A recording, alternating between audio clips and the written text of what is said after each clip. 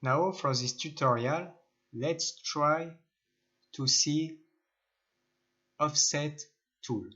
The aim of offset tool is to shift your shape and to change this. For example, if I create a rectangle like this and I want to create another rectangle inside, I don't need, for example, to create another rectangle like this. I can use my offset tool, and the aim is to click first on the face and after to move your cursor and to be able to make your operation.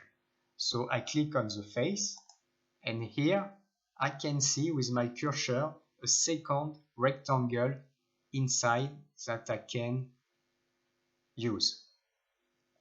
And here in the right here we can see that we can raise the distance.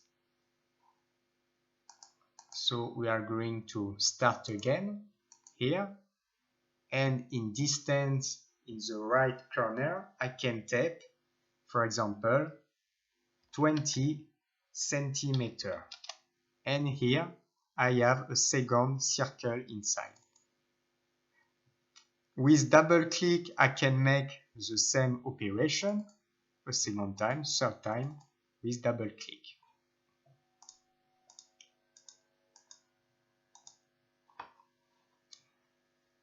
With a circle it is exactly the same operation. This, I use my offset tool, I click on my shape and I can change like I want. Here I want to change with 2 meters inside, so I click 2 meters. But I can also do this outside. I can click to go there outside and to make, for example, 1 meter. Like this. So this is the interest of offset